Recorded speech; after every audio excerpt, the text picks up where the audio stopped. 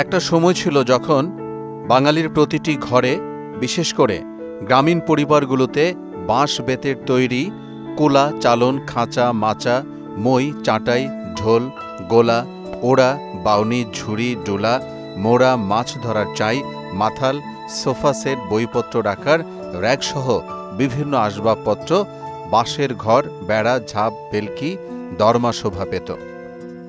বাঁশ দিয়ে তৈরি ডালা, কুলা, চালনি, খালুইসহ নানা পণ্য তৈরি করে জীবিকা নির্বাহ করছেন মাদারীপুরের রাজৈর উপজেলার পূর্ব সরমঙ্গল গ্রামের নারী কুটির শিল্পী দুর্গা রানী দাস। সুদবিহীন ব্যাংকিংয়ে আত্মশুদ্ধির পথ এনআরবিসি ব্যাংকের ইসলামিক ব্যাংকিং আল আমিন। সেগুলো বিভিন্ন হাট বাজারে নিয়ে বিক্রি করেন পরিবারের পুরুষ সদস্যরা। তার সঙ্গে কাজ করছেন পুত্রবধূ মালা রানী দাস ও কন্যা অর্পণা দাস। বংশ পরম্পরায় এসব করেই যে উপার্জন হয় তা দিয়েই চলে তাদের সংসার। ইনকাম হয়, সংসার চলে, করতে পারলে সংসার চলে ভালো মতন, পরিবারের সকলে করে। আমরা এই বাপ মার পেটে জন্মে এই কাজ।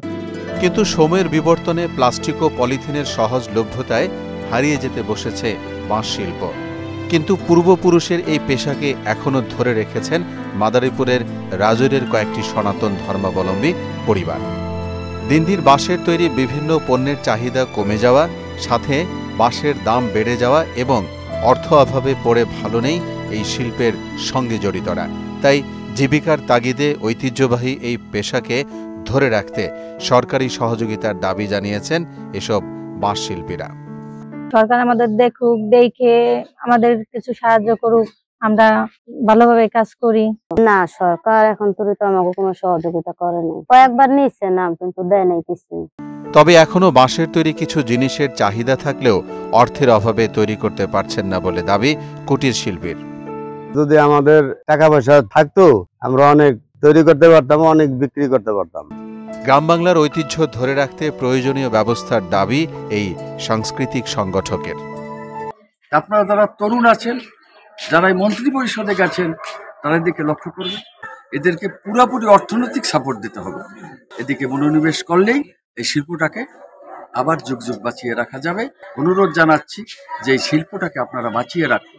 ক্ষুদ্র শিল্পীদের জীবনযাত্রার মান উন্নয়নের লক্ষ্যে দ্রুতই সরকারিভাবে সহযোগিতা করা হবে বলে আশ্বাস দিলেন উপজেলা নির্বাহী কর্মকর্তা। আমরা আসলে খোঁজ নিয়ে দেখেছি গুটি কয়েক ফ্যামিলি আসলে মোটামুটি এই শিল্পটাকে এই উপজেলাতে বাঁচিয়ে রেখে। তো আমরা চেষ্টা করছি তাদেরকে আসলে কোনো প্রকার আর্থিক সহায়তা বা অন্য প্রকার প্রণোদনার মাধ্যমে এই শিল্পটাকে বাঁচিয়ে রাখা যায় কিনা। বাংলাদেশের নিজস্ব শিল্প সংস্কৃতির প্রতীক হল বাঁশ এবং বাঁশের তৈরি পণ্য। তাই এই শিল্পী গোষ্ঠীকে টিকিয়ে রাখতে প্রয়োজনীয় ব্যবস্থা নেবে কর্তৃপক্ষ, আশা বাঁশ শিল্পী সংশ্লিষ্টদের। মোহাম্মদ ওয়ালিউল্লাহ, মোহনা ডিজিটাল।